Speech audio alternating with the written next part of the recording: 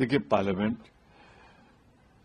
के पहले प्रस्तावित डेट को स्वीकार तो करे सरकार, नोटिफिकेशन तो जारी हो, उस पर मैं प्रतिक्रिया दूंगा। लेकिन ये जो 7.5 का है, ये तो फेंका गया है, सच्चाई से कोसों दूर, वास्तविक धरातल पे कुछ नहीं। अब आप बताओ, अगर इतनी ही अच्छी आपकी इकोनॉमी है तो आपने जो नरेगा का रेशियो था 90% भारत सरकार देती, 10% स्टेट, तो उसे घटा के 60 और 40 क्यों किया? यानी 60 भारत सरकार देगी, 40। जमीनी हकीकत क्या है? महंगाई बढ़ रही, मिडिल जो हमारा इंडस्ट्री थी, मध्यम लघु, सब समाप्त हो रही है। तो ये ग्रोथ तो मोदी जी के सपनों में बढ़ रही है।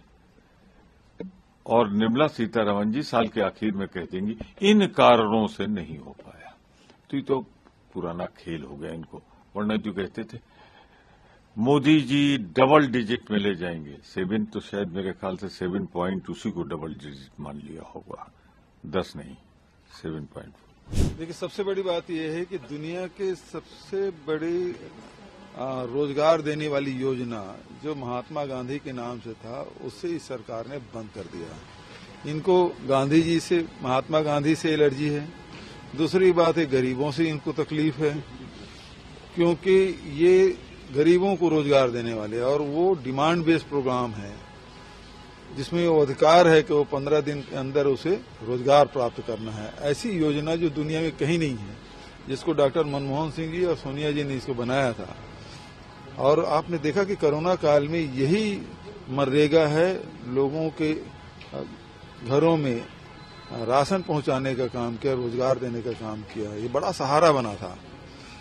तो इतना बड़ा अनुभव हम सबके सामने है, उसके बाद भी इस योजना को आनन फानन में बंद कर दिया है।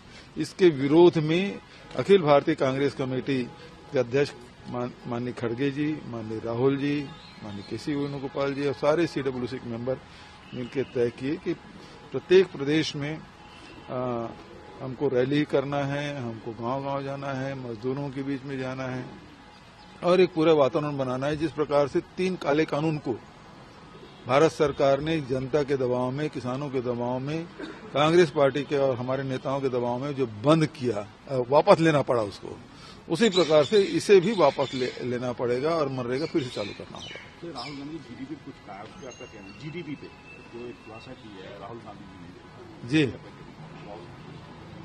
पूरे देश की जो जीडीपी है उसकी गणना ही उल्टा पुल्टा हो रहा है। ये चौथी बड़ी अर्थव्यवस्था बन गया बोलते हैं, और अभी लोग 80 करोड़ लोग हैं, वो 5 किलो राशन पे निर्भर है। तो दोनों में बड़ा अंतर है। दूसरी बात यह है कि जितने भी छोटे छोटे लघु उद्योग थे, व्यापार थे, वो सब बंद हो गए। तो फिर ये जो आंकड़े हैं जिसपे कोई रिलाई नहीं कर रहा है, कोई विश्वास नहीं कर रहा है। एआईसीसी की तरफ से इस प्रोग्राम की शुरुआत सीडब्ल्यूसी में फैसला हुआ कि मनरेगा संग्राम के नाम से पूरे देश में हमने गरीबों के पास जाना है, क्योंकि मुकम्मल तौर पर जिस तरीके का ये बिल आया है, नया कानून आया है, ये बंद हो जाएगा मनरेगा। गरीबों की रोजी रोटी छिन जाएगी, गरीबों के पास कोई काम नहीं रहेगा। ये डॉक्टर मनमोहन सिंह और श्रीमती सोनिया गांधी लेकर आए थे गरीबों के लिए मनरेगा, कि उनको रोजी रोटी ना उनकी छिन पाए, उनका चूल्हा चलता रहे। तो आज हमने यहां से शुरुआत करके गुरदासपुर जा रहे हैं, गुरदासपुर से फिर टांडा, टांडा से हमने जाना है बलाचौर, फिर बलाचौर से समराला, समराला से होते हुए ऐसे ही हम राजपुरा, संगरूर, पंजाब के कोने कोने में इस तरीके से हम कार्यक्रम, सभाएं संग्राम के नाम से करेंगे। लोगों को बताएंगे कि जो जाति बीजेपी ने आपके साथ और आम आदमी पार्टी ने की है। अभी स्पेशल सेशन बुलाया गया, लेकिन किसी प्रकार का कोई बजट प्रोविजन नहीं रहा है। पहले ये डिमांड बेसिस काम हुआ करता था, हम डिमांड करते थे, काम मिलता था, चाहे 10,000 करोड़ की करें या 20,000। अब केंद्र तय करेगा कि कितने पैसे हम मनरेगा को देंगे, कितने का काम होगा। इरिगेशन के हमारे काम है, रोड बम्स के काम है, वो बंद कर दिए गए हैं। तो हमें लगता है कि ये जास्ती है। पहले 10% होता था, 90% केंद्र करता था, अब 90%, अब 60-40 हो गया है। तो इसलिए आज भूपेश बघेल जी हमारे जनरल सेक्रेटरी जो इंचार्ज हैं, साथ में हमारे जो सेक्रेटरी साहब हैं, वो सब आए हुए हैं। तो यहां से हम एक शुरुआत करेंगे, तो फिर ऐसे होते संग्राम के माध्यम से, इस यात्रा के माध्यम से पूरे पंजाब में जाएंगे।